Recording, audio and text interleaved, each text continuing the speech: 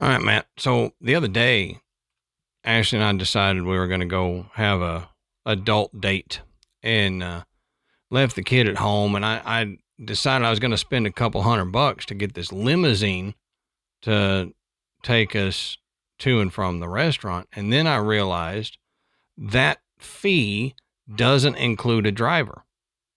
So I can't believe I spent all that money and I've got nothing to show for it.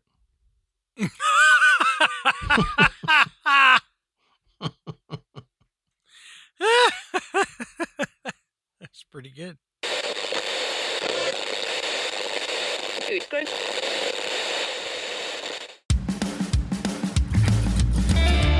Good evening, everybody, and welcome to the Graveyard. Thank you for joining us tonight. My name is Adam. And my name's Matt. Now, pull up a tombstone or settle into your casket and get comfortable because this is Graveyard Tales. All right, everybody, here we are again. Matt, how you doing tonight, brother? Not bad at all. Good. So before we get into it, I'll say go over to patreon.com/Graveyard Tales. Sign up to become a patron. We've got multiple different levels, and we honestly think that all of the levels are a bargain. You get a bunch of content for your money. For our $1 patrons, every week you get a bonus episode. Now, if you want to go up to $5, you get the audio and video version of that weekly bonus episode. Plus, you get the ad-free audio and video versions of our main episode. So if you love Graveyard Tales, hate that we do ads, we got the ad-free version over there. Now, if you want to go up to the $10, you get all that. Plus, you get our second show, Side Quest, which is a totally different genre for me and Matt. We play games over there. We eat dumb stuff. We've had guests. We try to make the other one laugh or make the other one grossed out or freak them out in some way. I like telling Matt about people who survived these crazy accidents and shouldn't have, and just make him sweat a little bit during the thing. I like doing historical events for Matt. Matt likes to do trivia and make me feel dumb. So it's fun. If you want to see what it's like to hang out with me and Matt, go over there and check out our side quest on our $10 a month level. And I promise you, you're going to like something over there. We've got years of back catalog of bonus episodes that you can check out. Sometimes it's tangential to the main episode. Sometimes it's another episode that we didn't have enough to make a full Graveyard Tales episode. So we put it on Patreon as a shorter episode for you guys. Yeah. Also, go and check out our sponsors. If we have a sponsor on an episode and you go into our show notes, we've got a link to their website. Plus, if we've got a code for them to get you a discount, that's going to be in there too. And if you help do that, if you check out our sponsors, get something from them, it helps Graveyard Tales out tremendously. And I'll also say, before we get into it, share the show. Tell somebody about Graveyard Tales. Bring them in to the graveyard. Have them start listening. We want to grow Graveyard Tales. That's been our goal since we started, was to share these stories and these experiences with as many people as will listen to us. So if you got a friend who doesn't listen, if you go to school or work with somebody who doesn't listen, tell them about it. If you see your enemy, slap them and then tell them about Graveyard Tales. Because here, even if you don't like each other, we're family in the graveyard. That's right. We're like Olive Garden. Yeah. When you're here, you're family. And we're dysfunctional like a family too. So the analogy works out perfect. All right, Matt. So on that note, why don't you tell us, what are we talking about tonight, brother? Okay. So tonight we are going back to an episode that we got a lot of good response from when we decided to try a little true crime mixed with the haunted stuff. Mm-hmm. Okay. So in looking around at, is there another true crime case that may have some ghost activity associated with it? We came across one of the most famous criminal duos in American history. Yep. Bonnie and Clyde. Oh, yeah. And I know you're thinking, Bonnie and Clyde, man, what is this? I kind of thought so too. But believe it or not, people have experienced the ghosts of Bonnie Parker and Clyde Barrow in multiple locations, or at least what they attribute to be right. Bonnie and Clyde. So this was a lot of fun. We think you're going to enjoy hearing about this. If you're young enough, you may not even know who Bonnie and Clyde is. I can't believe you need to get out from under that rock and do some reading if you don't know who Bonnie and Clyde you've heard the name, but you don't know anything about it. You've heard it in passing. Like, oh, well, look at these two. What do they think? They're some kind of modern day Bonnie and Clyde. And you're like, oh, well, whatever that means, you know, but yeah, we're going to look at their history, which is, you know, it's incredible of what they were able to pull off. I'm not going to say accomplish, because they were not good folks at all. But what they were able to pull off up until they met their tragic end, and you know, their spirits may still be hanging around. Right. So Adam's going to tell us a little bit about the history of Bonnie and Clyde, and I'm gonna surprise you with some ghost stories that, you know, they surprised me. Let's just say that. You know? Right. Well, as we always say, go check our sources down in the bottom of the show notes. You can find where we found all the information. If we talk about it, it's sourced and referenced down in our show notes. Now, there will be a little bit at the end of my notes. I'm going to give you a heads up. There is a myth about Bonnie and Clyde. We think we know something, and that's not how it happened. So we'll get into that. You think you know it, but you know it wrong. Because I did the same thing. I know I'm not the only one. Now, when you look up Bonnie and Clyde, the short synopsis that you get is Bonnie Parker and Clyde Barrow were a young American outlaw couple whose crime spree during the Great Depression turned them into enduring criminal folk figures in U.S. pop culture. So, I mean, I think that's a pretty good synopsis of Bonnie and Clyde. So, who were Bonnie and Clyde? Well, let's look at Bonnie Parker. Now, Bonnie Elizabeth Parker was born on October 1st, 1910 in Rowena, Runnels County, Texas, the second of three children of Charles and Emma Parker. Her father, a bricklayer, died when she was about 4 years old, and her mother moved the children to Cement City, an industrial working-class suburb in West Dallas, to live with relatives. The family struggled financially, but Bonnie was remembered as bright, sociable, and creative. Now, in Dallas public schools, Bonnie was an honor student who loved writing poetry, reading romance stories, and performing. She was petite. She was under 5 feet tall and under 100 pounds. She was small. She was little. Yeah. That's small, S-M-O-L. She was small. Now, she liked fashionable, colorful clothes and hats, which made her stand out amongst her peer group. And friends later recalled that she dreamed of the stage and enjoyed being the center of attention.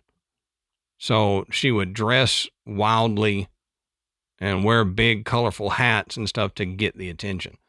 Now, during her second year of high school, she became involved with a classmate, Roy Thornton, and the pair married on September 25th, 1926, just before her 16th birthday. She even had Roy and Bonnie tattooed above her right knee, which was a bold gesture for a young woman at that time. Heck, tattoos were a quote bold gesture when I first got mine. Yeah. I still remember the stigma around tattoos when I got my first one. And thank goodness that's gone away. But, I mean, think about the early 1900s, and nobody had tattoos but sailors. Sailors and like war veterans. Yeah, I mean that was it, and she wasn't either one of those. And there was a lot of negativity surrounding those people. Yep. So tattoos were just kind of lumped in there. Yep, very true. Now the marriage, it turned tumultuous and abusive. So Thornton drifted into petty crime, and he was eventually sentenced to 5 years in prison in 1929, which effectively ended the relationship, though they never legally divorced.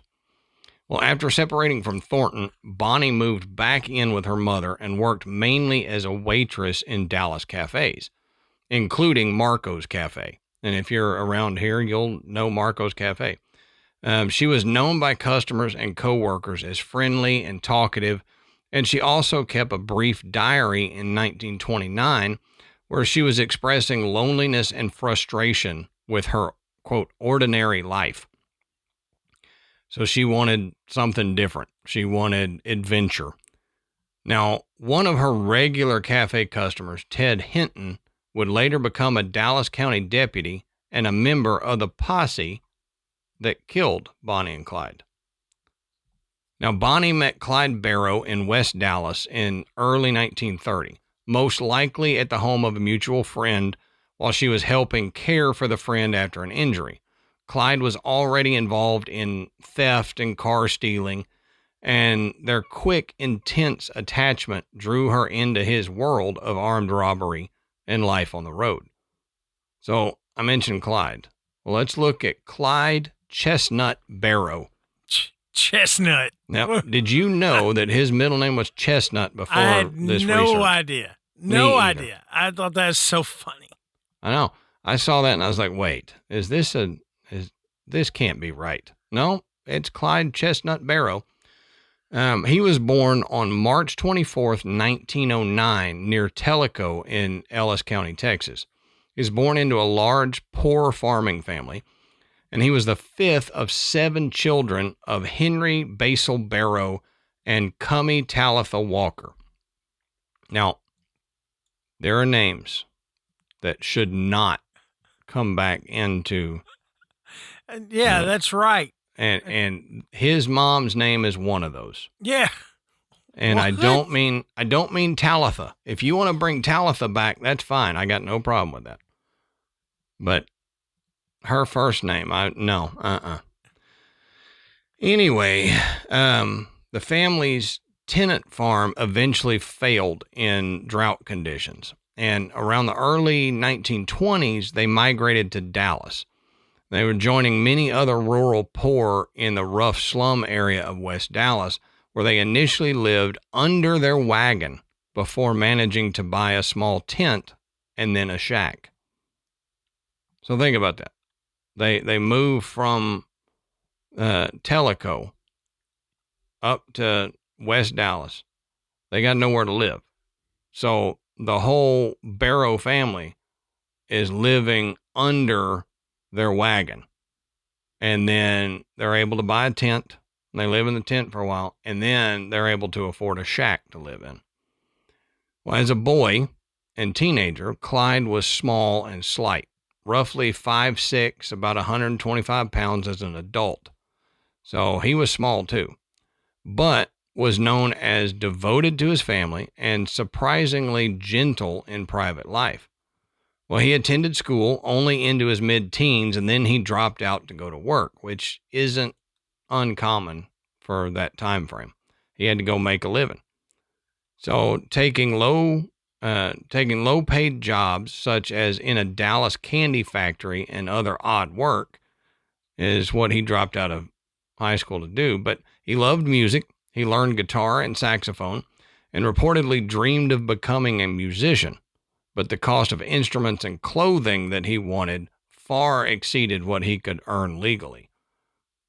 So under the influence of his older brother, Ivan Buck Barrow, Clyde kind of made his way into petty crime as a teenager. Mm-hmm. Started with small thefts, stealing turkeys, and then car theft. And turkey thievery was, you don't think about it, but that was a big deal. Stealing turkeys. Stealing turkeys. You'd go steal turkeys from people and then go sell them and make the money.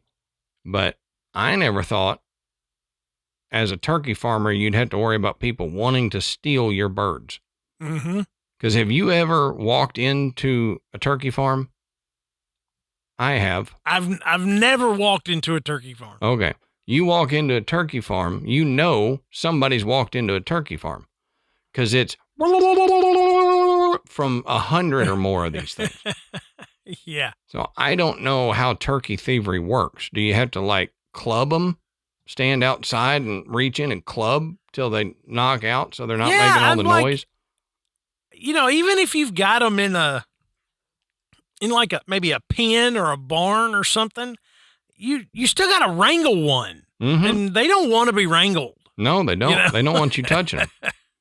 And I mean, they got claws. I don't know if you've ever seen that claw on a turkey foot. Mm-hmm. If you're hunting wild turkey and you get a good one, they're called a tree hanger because you can hang them off a tree limb with their claws and it'll hold all the weight of the body and stuff. It's crazy how big those things get. I guess I got a lot to learn about turkeys. I'll teach you, man. I got a bunch of useless info about turkeys in my head. Now, he was first arrested in late 1926 at age 17 for failing to return a rental car. Then, he was arrested soon after with Buck for possessing stolen turkeys. So here we go with turkeys again. How did they know that they were the stolen turkeys? These are not the turkeys you're looking for. When you're walking around with turkeys in your pocket because you just stole them, I think people know, Matt. You can't get a turkey in your pocket. Oh, you've got so much to learn about. No, I'm just kidding. They fold up real nicely like origami. Between 1927 and 1929, he drifted between short-term legitimate jobs and more serious burglaries. He did safe cracking and auto theft, and often he just barely escaped getting captured. Mm. Now, Clyde met Bonnie, as I said a minute ago, at the home of a friend. So soon after their meeting, he was arrested for auto theft. Then he briefly escaped jail with a gun that Bonnie smuggled into him and was recaptured. Then he was sent to Huntsville State Prison before being assigned to Eastham Prison Farm. Now, I mean, if you got you a girl that'll sneak a gun into you into prison, she's a keeper. She is a keeper. Yeah, you need to put a ring on that. Yeah. Anyway, at Eastham, he suffered harsh conditions and repeated abuse. Now, he committed his first known homicide there by killing a fellow inmate who had assaulted him, with another prisoner later taking the blame. So he didn't go down for that homicide, but we know now that it was him that did it. Now, the brutality of Easton hardened him, and he reportedly vowed never to be taken alive or return to prison once he got out. Now, Clyde was paroled in 1932 after serving about 20 months. And from then on, he lived almost entirely by robbery. He assembled what became known as the Barrow Gang. And between 1932 and 1934, Clyde, Bonnie, and rotating accomplices committed robberies across Texas and neighboring states, mostly of small shops and gas stations, but also they did get some banks, with several killings of law enforcement officers and civilians along the way. Yeah. So it wasn't like the Robin Hood thing. where you rob from the rich because you're poor.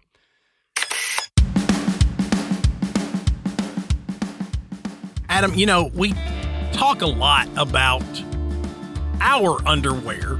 Right. When we talk about tonight's sponsor, MeUndies. But it's not just for guys.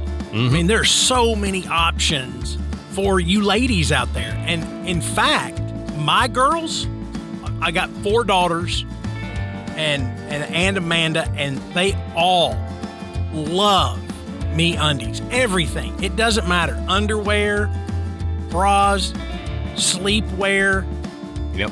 It's their favorite of anything. And I told this story last year. I was wearing my hearts, my neon hearts, and they were sticking out of my shorts. We were at a cookout over Father's Day, and Miranda goes, we've got matching underwear.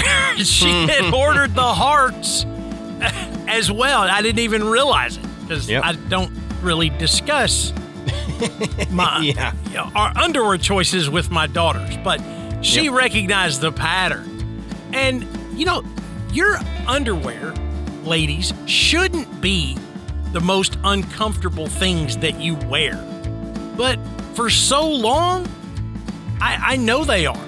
I know Amanda's like, I cannot wait to get out of this bra when I get home. It's one of the first things she's always wanted to do. That's not the case with MeUndies. When she made the switch, she's like, this is my new favorite. And it's almost like I'm not wearing it. I mean, she absolutely loves it. Plus, right now they've got spring prints that are super cute. And ladies, I promise your guys are gonna absolutely love you, seeing you in those MeUndies. That's right. And they have a style for everyone, from classic black basics to fun, expressive seasonal prints. They've got all the different sizes from extra small to 4XL, guaranteeing that there is a flattering cut for everybody. And like Matt said, unmatched comfort. They have the signature softer than soft ultramodal fabric that's breathable, stretchy, and super comfortable. And they are sustainably sourced materials, and they work with partners that care for their workers.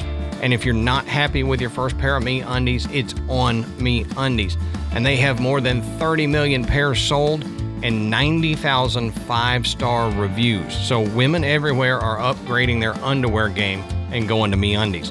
So right now, Graveyard Tales listeners can get 20% off your first order plus free shipping. All you got to do is go to MeUndies.com/graveyard and use our promo code GRAVEYARD, GRAVEYARD.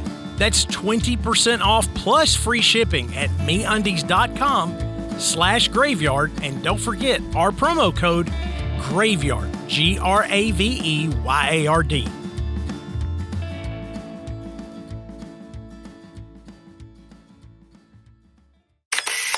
Bonnie and Clyde were brutal in their robberies. They, most of the time, would hit up small shops. But if a cop got in their way, like he said, he was going to die or something before going back to jail. Mm-hmm. So he didn't care. He would kill the officers, keep on moving.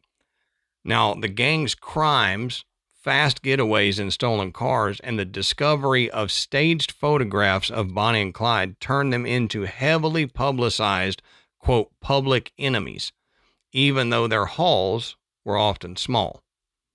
So brutal, but they became very popular real quickly. Yeah, they were so well known. Mm-hmm. In a time before, internet, social media, all that stuff, word of Bonnie and Clyde's exploits spread very, very quickly. Yeah. And understand, the time where they were so active, people were just, they were desperate, Yep. There was, they looked for work. Most of them, they couldn't find it. They were barely getting by. Some people weren't getting by at all. Yep. And so catching a headline on the local paper of, Bonnie and Clyde, another heist, it doesn't matter how big or how small it was exciting. It was terrifying, especially for people that lived close. Yep. But it was entertainment. Yeah. It was something going on that distracted people from how hard life really was. And so, in a lot of ways, it romanticized what they were doing. Mm-hmm. No matter how, how brutal, how awful, how criminal they became. Yep. That was to the average person, this was something that was more fascinating than their regular life. Right. Right. Like you said, it took their mind off of what they were dealing with. Yeah. Now, Clyde organized this very violent breakout from Eastham Prison Farm in January of 1934, and that ended up bringing intense pressure from Texas officials and led to a coordinated manhunt. Texas authorities brought in former Texas Ranger Frank Hammer to track the pair, and he followed their patterns across several states. Now, the last known heist for Bonnie and Clyde is a bit fuzzy, according to historians. But the last one they have any details of was April 16th, 1934. They robbed the First National Bank of Stuart, Iowa. So they weren't staying in Texas. They were traveling across states. And after this, there's always been talk of smaller crimes like car theft and holding up motorists and small businesses, but no other major crime that historians can agree upon. So you get that bank heist as their, usually what people will say is their last crime. Mm-hmm. But I would be willing to bet it was not. Knowing how prolific they were, I would say there was probably, like they said, holding up individuals, maybe small gas stations. Yeah. Now, by May 1934, Clyde was regularly visiting the family of a gang member named Henry Methvin in Bienville Parish, Louisiana. And as we know, Texas Ranger Frank, I think I said Hammer a minute ago, it's Hamer. Mm-hmm. Texas Ranger Frank Hamer was put on the case of tracking Bonnie and Clyde after Clyde had broken all these people out of prison. And if you're unaware, the Texas Rangers are not an organization to be messed with. Even to this day, they were rough and tumble guys back then. And even to this day, the Texas Rangers are some tough humans, and they're well-trained and well-supplied. So they are not the group that you want chasing you. I mean, especially if Walker, Texas Ranger, is with That's him. right. He will kick your butt. Used to love that show. I'm not going to sing the theme song for that for copyright reasons, but go look it up. Good theme song. That's the only reason he's not singing it, is because of copyright reasons. 100%. I'll sing it to you after we're done here. Bonnie and Clyde drifted in and out of northern Louisiana while staying connected to the Methvin family.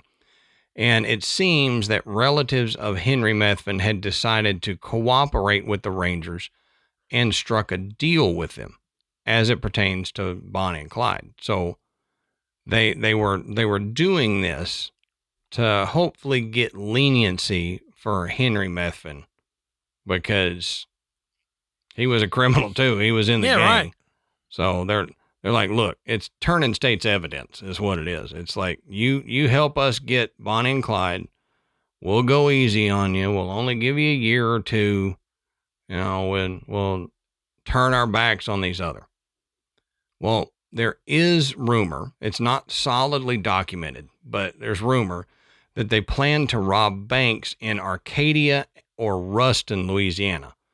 But only one clearly documented Louisiana crime is from 1933.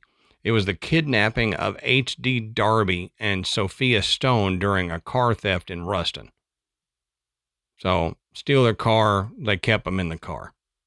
So, now on the morning of May 23rd, 1934, they stopped in Gibbsland, Louisiana, and they bought sandwiches at Ma Canfield's Cafe.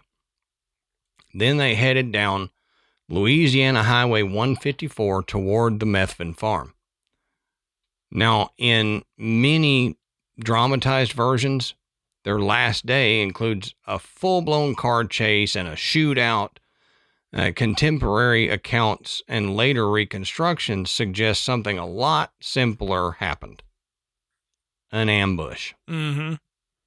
So if you've seen Bonnie and Clyde movies or anything, you've probably, that big old car chase and they're, behind their cars or in their cars shooting at the cops and all that. No. Let's look at how it actually happened. Here's what we know about the shootout. There was a 6-man posse made up of Texas Rangers and Louisiana officers, and they set up on Louisiana Highway 154 near Salis, south of Gibbsland, the day before the killing, and they waited through the night. They used a truck belonging to Henry Methvin's father, Ivy Methvin, as bait, positioning it partially on or beside the road with a wheel removed, so Clyde would slow or stop to investigate and help. Since he knew the van, he figured it was Methvin's dad, and I'm going to stop and help. Now, there's no strong evidence of a preceding high-speed chase that day. The couple were driving normally along a rural road toward what they thought was a friendly stop.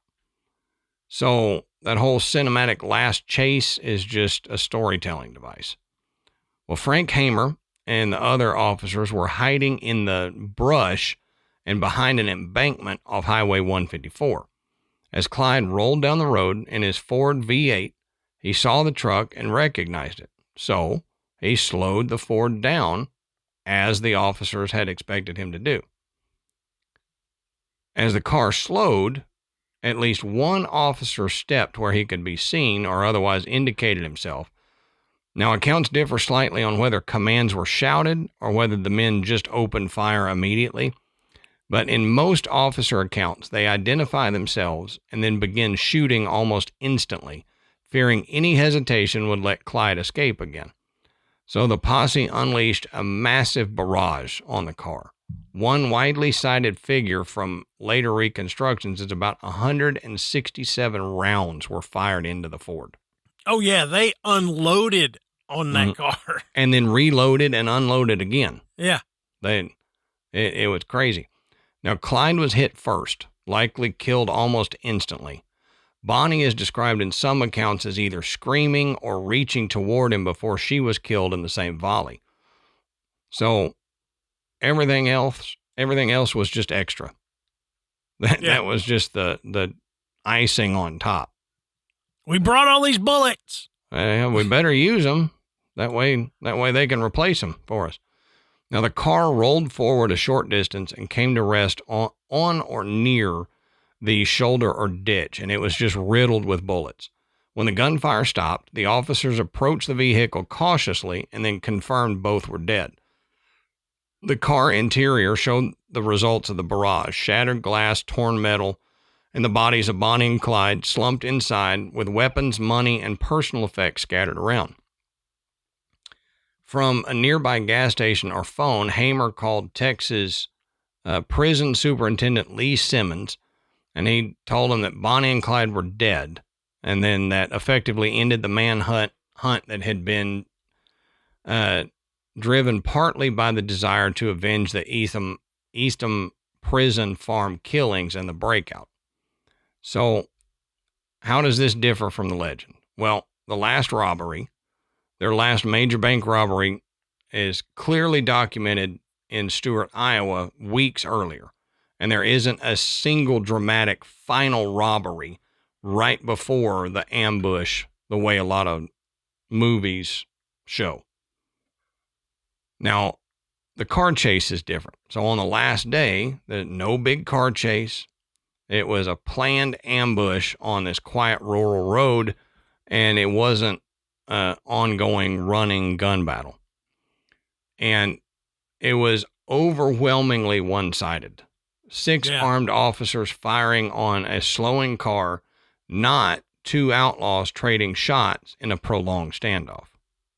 So just kind of rewrite all that in your head if you know anything about Bonnie and Clyde, and you thought there was this rob a bank, jump in a car, drive away, and have a shootout.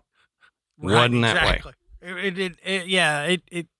History says now that is not what happened. And again, but it does speak to the romanticizing of Bonnie and Clyde and their exploits, that their demise would be so dramatic and thrilling, that story endured for a long time. Mm-hmm. But yeah, it didn't really happen that way. But these two, they met such a violent death on this highway, and they brought about so many other violent deaths that it seemed like they just exuded negative energy, or it followed them everywhere they went. Yeah.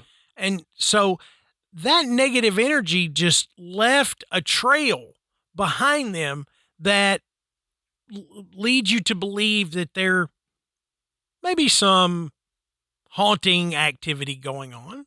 Right.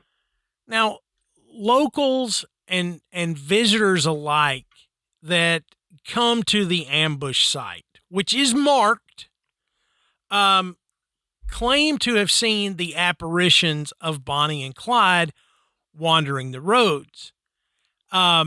Some people even say that they've seen their ghostly images by moonlight. Now, others report that you can hear the sound of gunshots echo through the night, which is just a reminder of all of the bullets that, slammed into that vehicle. Right. As the 2 criminals were ambushed. A lot of visitors, though, report this weird feeling of unease, almost as if they're being watched by an unseen person. But even still, people that have photographed the area say they have captured strange orbs and unexplained figures when they go back and look at the processed photos. Now, there are little markers at the ambush site on Louisiana 154. Right. There is one that is dedicated to Bonnie and Clyde. It looks like a tombstone that has been shot up. Okay.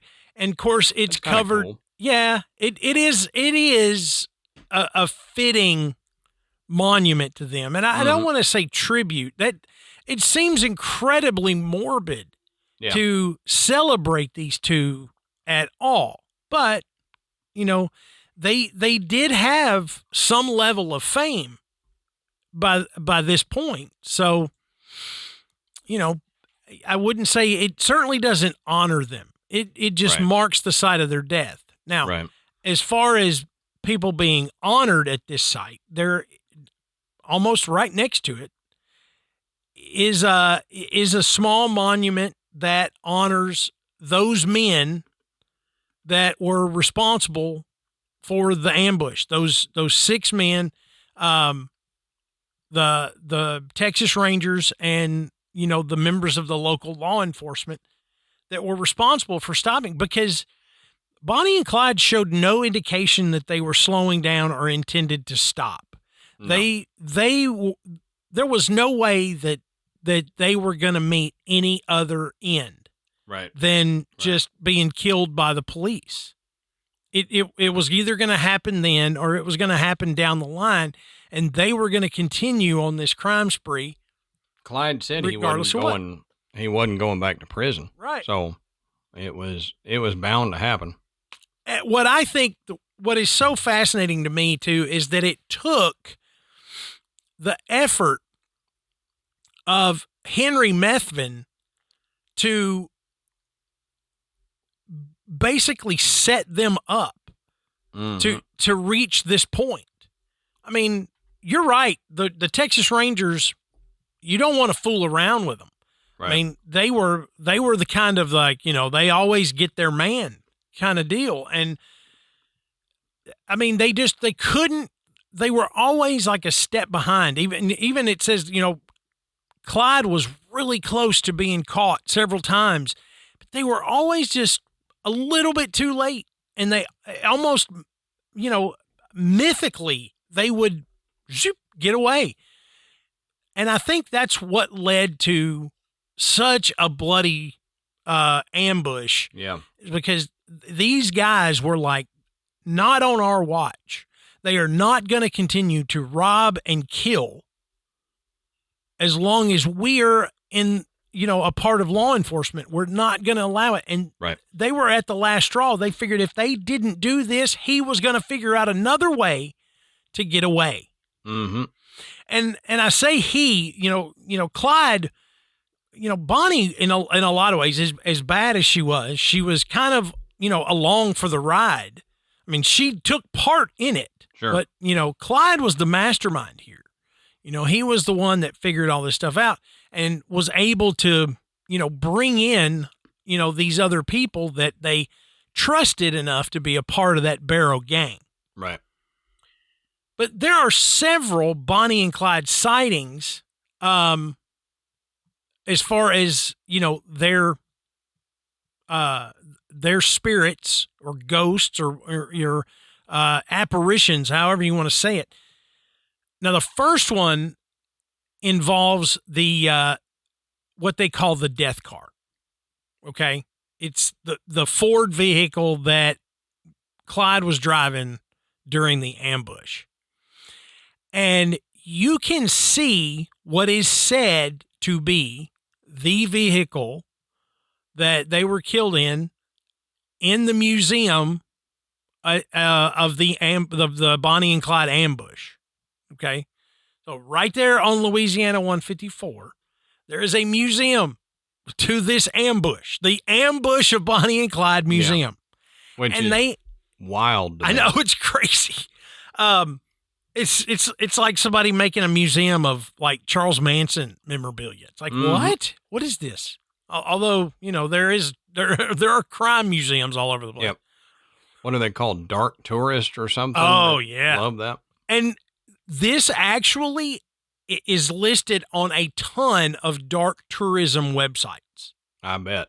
And not just the ambush museum, but the actual site itself and other places that they frequented or, had some run in with law enforcement and managed to escape. But the vehicle is all complete with all the bullet holes and everything else. So, I think they claim it's the one. It may be a replica, but it's there. So this is the vehicle they died in. It was purchased in the late 1940s and became a tourist attraction for years. People would come from all around to see it in the 40s. Dark tourism wasn't even a thing yet. Or it didn't have a name. Yeah, it was a thing. It just didn't have a name. They just didn't know what to call themselves. But it was then purchased by the owners of Whiskey Pete's Casino in Primm, Nevada. Now, many people report this feeling of dread when they stand near the car. And there are so many photos taken of the automobile, and some, when they were developed or processed, they have really weird little orbs that show up in the photos. Yeah. Now, another place that the spirits of Bonnie and Clyde are often reported is Old Spring, Texas, which is near Houston. Now, the one time Springfield State Bank was robbed several times by the Barrow Gang. I just don't know. I've never understood how the same gang, because it's been this way on other gangs, can rob the same bank twice. I know.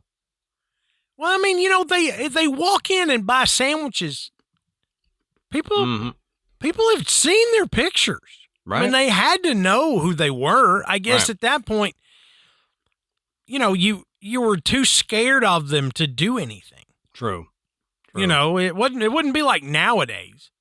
They post some guy's picture on there. You're liable to, depending on where, especially in Texas. Yep. You're liable to have somebody go, citizen's arrest. Mm-hmm.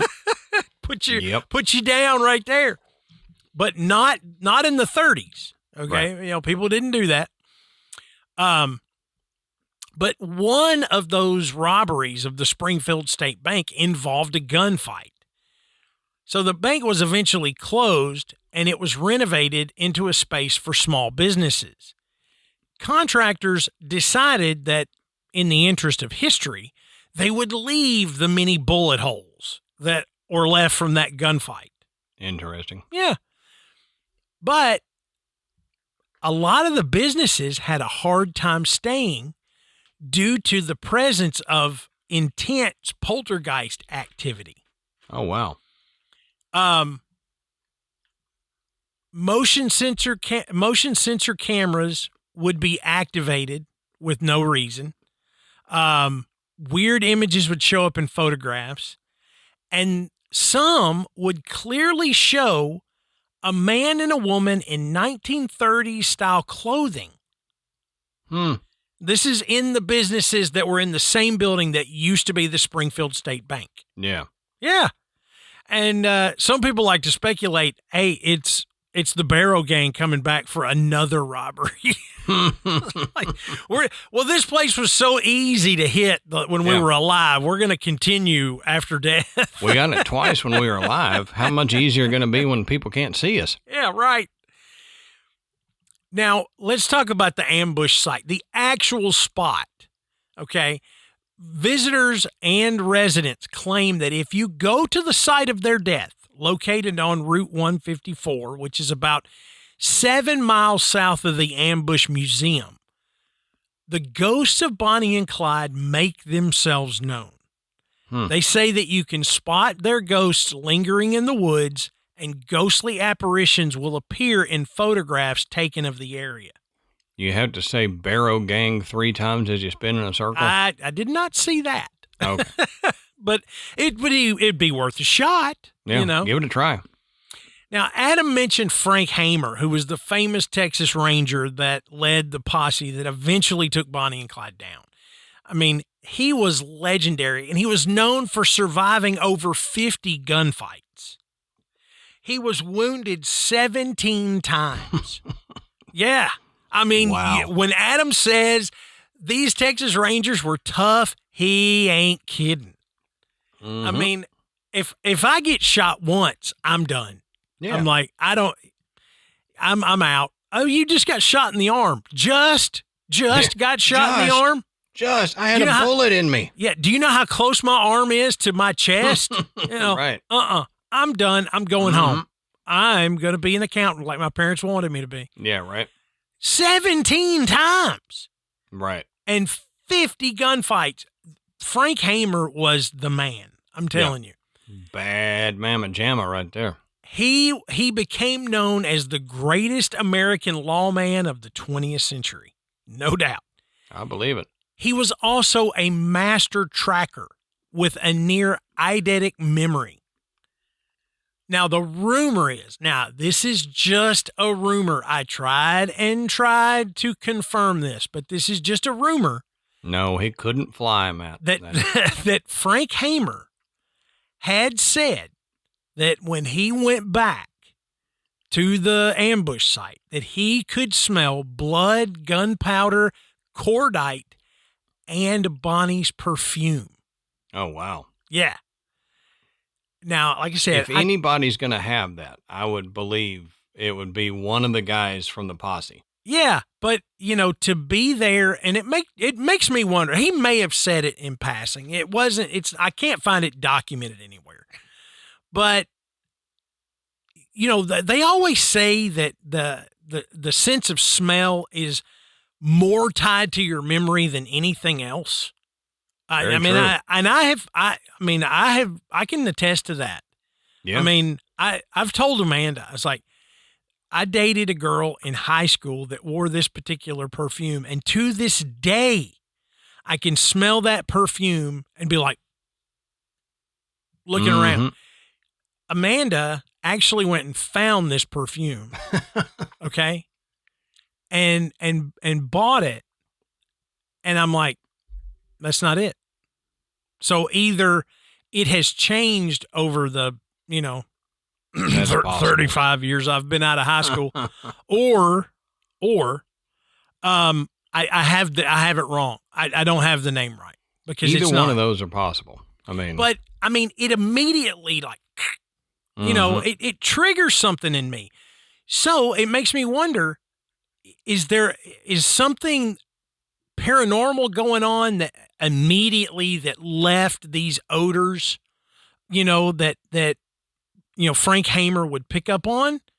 I couldn't find where anybody else smelled anything. They hear gunshots at the ambush site, but I never saw anything else about people smelling anything. Or if he visits that site, is this so intense, this emotion, that it brings those smells back to life? Right. And that I could actually believe.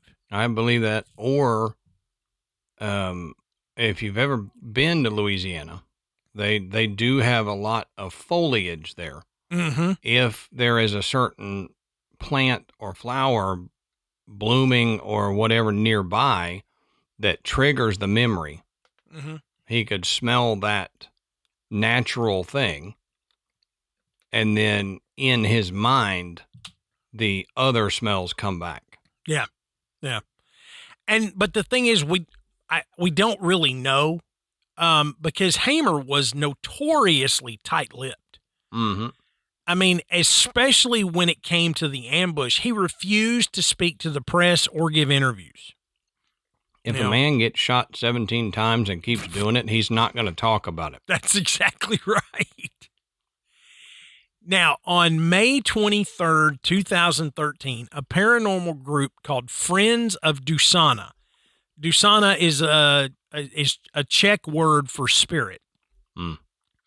They are out of Shreveport, Louisiana. They set out to capture evidence of the spirits of Clyde Barrow and Bonnie Parker on the 79th anniversary of their deaths.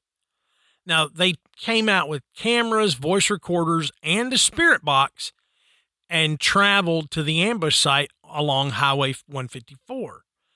Now, they were able to capture several EVPs and got some interesting spirit box responses.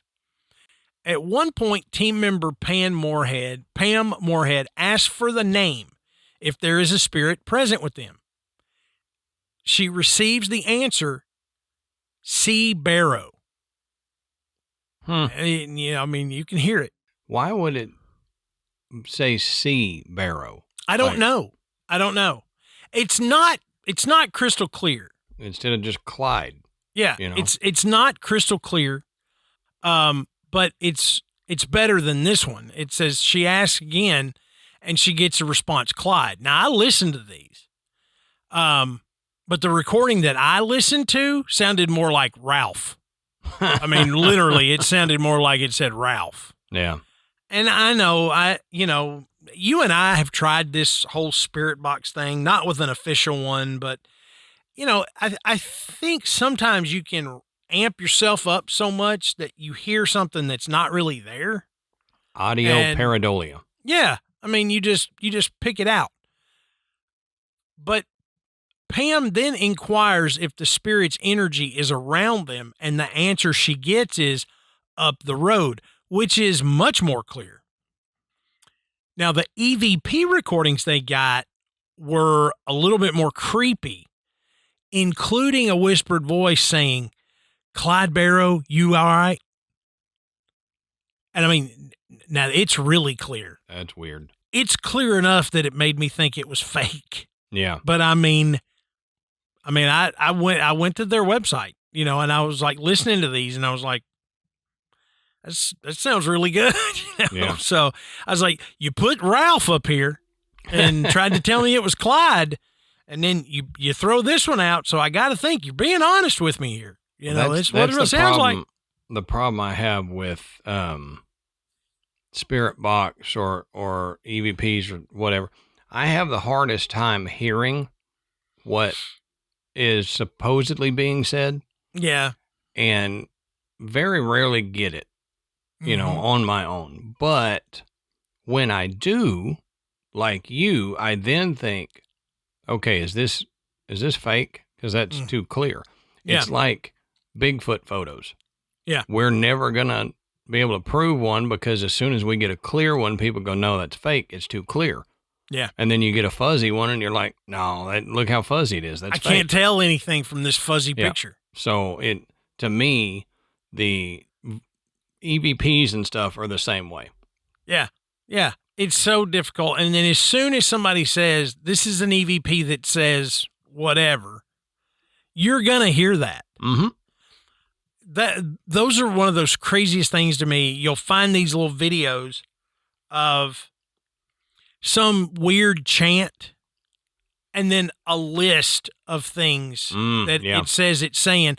And whichever one you're looking at, you hear it. Yep. If you close your eyes, it is saying whatever it's saying is that you hear that every time until you read and then you hear it. Yep. It's like, my name's Fred Flintstone or something, it's like, what? And then the next thing is, chicken I love fingers good. Yeah. And you're like, this is the weirdest thing. Mm-hmm. It's just whatever. So I think some of that happens when you're told what this EVP says. Right. You will automatically hear it, and it may not sound like that at all. I love it when I get the opportunity to listen to one and not know what it's supposed to say and see if I can figure it out.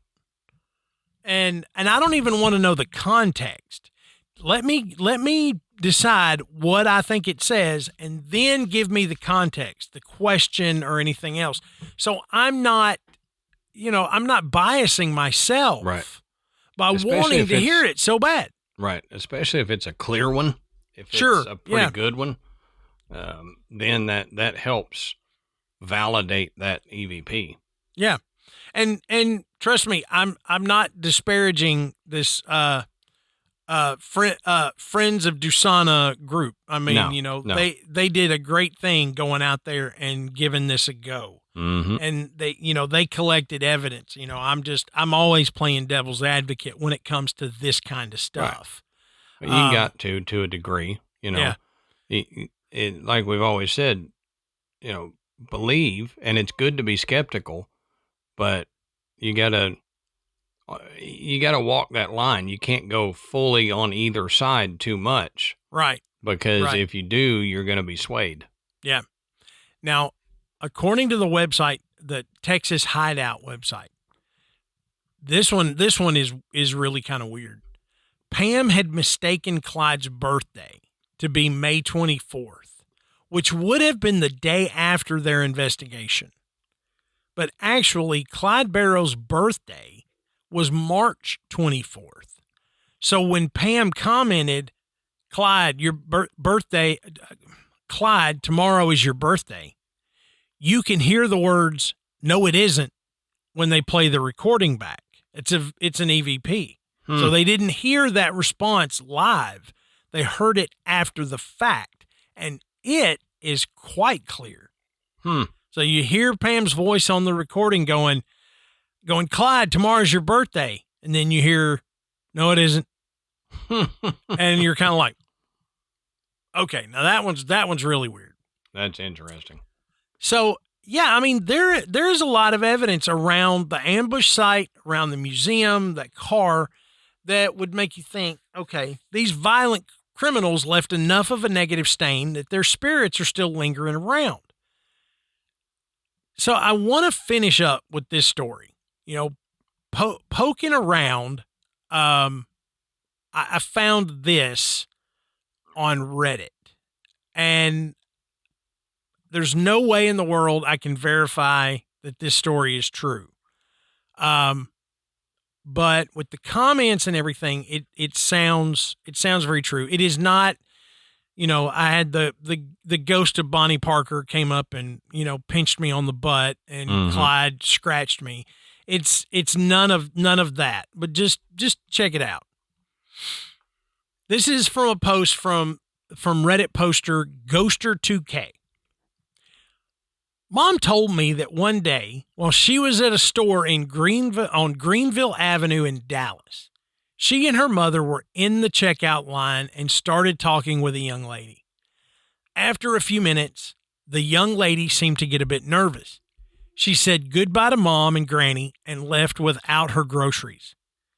Granny found out later that they had been having a friendly chat with Bonnie Parker. Really? Not the ghost. The real live Bonnie Parker. That's wild. Now, he says, several years ago, after doing some research on the infamous Barrow Gang, I decided to go on the road and visit some of the places in their lives. I motored up to Dallas first, where I went to Oak Cliff. There, in a private churchyard called Western Heights Cemetery, lay the remains of Marvin Buck Barrow and his brother Clyde. I took some photos and left. I then drove up to Crown Hill Memorial Park in West Dallas, where after some searching, I found the grave of Bonnie Parker. I also took some photos and left. My last stop in Dallas was Grove Hill Memorial Park, where lies the body of Iva Benny Blanche Caldwell Barrow Frazier. How many names do you got to have? All of them. Of the original 5 members of the Barrow Gang, Bonnie, Clyde, Buck, Blanche, and W.D. Jones, she was the only one who died of natural causes. She gave up her life of crime, married Eddie Frazier, lived to a good old age, and died on Christmas Eve, 1988, at age 77. Oh, wow. The section of the cemetery where Blanche is buried is quite large, and I thought I'd be searching for hours to find her. I got out of my car, stepped onto the grass, and said out loud, "Can you give me some help here, Blanche?" I started walking. After walking about 12 paces, something on the ground reflected the sun into my eyes for just a second. I turned to my right, looked, and found myself at the grave of Blanche Barrow. That's neat. I put a rose on her grave, took some pictures, and left. A week later, I took a trip to Gibbsland, Louisiana, to find the place where Bonnie and Clyde were ambushed. Fortunately, I had no trouble finding the place. I pulled over, parked, and got out to take photos. Walking over to the historical marker, I noticed that it had been shot at many times. The place was in the middle of the proverbial nowhere. Then I noticed something odd. The place was completely silent. There were no sounds made by birds or animals. The place gave me the creeps. Said, I took some photos and got the heck out of there. Said, yeah. I had the feeling I was being watched. That's wild. Yeah. So pretty interesting, because this, I tend to believe posts like this because it's not super exaggerated or everything. It's just, it's fascinating, but so many people can tap into the energy that's left behind, even if all it is just something's different about this place. You and I have both experienced. We've told stories about, you go somewhere and you're just like, something is off in this place. The energy is different, and you don't really know, is it paranormal? Is it just a funny vibe you get? Whatever. But I think if you've had that experience before, it may be because you've walked somewhere where the universe held on to some negative energy.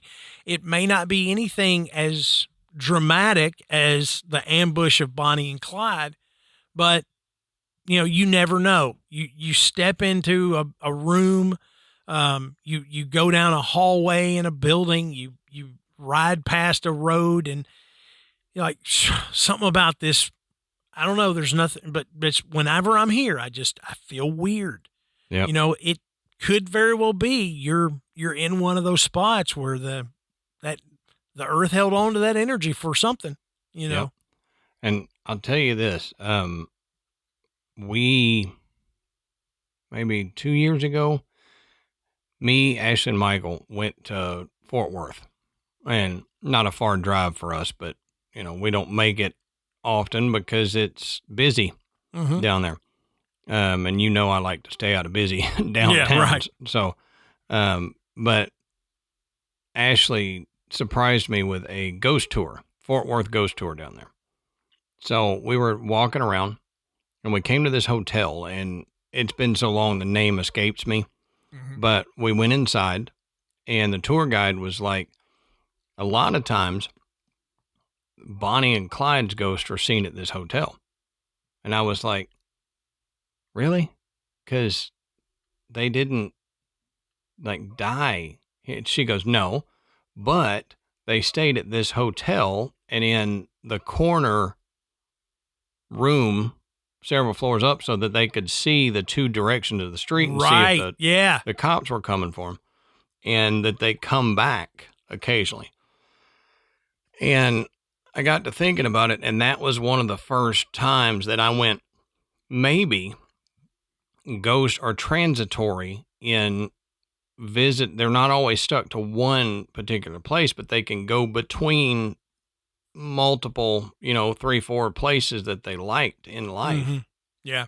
And because, as you talked about, there's several locations where Bonnie and Clyde are supposedly seen. And Texas and Louisiana. But I just thought that was interesting. So if you go downtown Fort Worth and take the ghost tour, you might go into that hotel that Bonnie and Clyde stayed at in the corner room. Yeah, I came across the name of that hotel and I can't recall it. But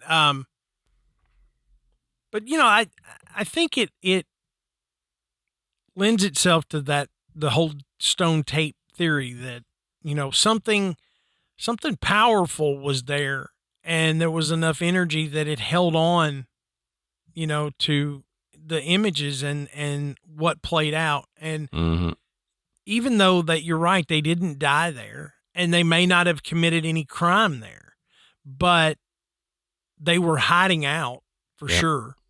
And, you know, they were perched in that upper room so that they could see which way law enforcement was moving. So they were either hiding after a crime or they were planning a crime being in that hotel. And so maybe just like, you know, with, you know, the ambush site, you know, just like around the vehicle at the museum, there's enough energy that it held on to that. And you're just seeing these images being replayed because I haven't seen any evidence that they interact. Right. You know, I mean, other than maybe these spirit box, you know, these EVPs, but, you know, as far as somebody feeling like they were chased or scratched or touched or any of that stuff, you don't really see any of that. So maybe you are just seeing those residual memory images. Yeah. Yep. I think you're probably right about that because that might make more sense than a transitory spirit. I mean, we don't know one way or the other because we're not there. But it is interesting when you can have multiple locations with the same spirits supposedly seen there. And Bonnie and Clyde are definitely those two people that are seen at multiple locations. And sometimes, like the old bank, they throw stuff, little poltergeist activity. Sometimes they're just seen. Sometimes they supposedly show up in an audio recording, but they are definitely still to this day being talked about at these places. Yeah. 100%. So what do you guys think? If we got any listeners that have been out there on Highway 154 and seen the markers or visited the site, maybe you've even been to the museum, let us know. And the best place to do that is in our Facebook group. Just go on Facebook, search The Graveyard, and you will find thousands of us in there just sharing some really cool stories and experiences, telling jokes, among other things. And don't forget to check out our website, which is graveyardpodcast.com. And there you can listen to the show. You can find links to purchase Graveyard Tales merchandise, and you can become a patron. And thank you so much to everyone who has donated to the work that Adam and I do. We sincerely appreciate you. You are the reason that we are still at this all these years later. So until next time, we'll save you a seat in the graveyard. See you soon.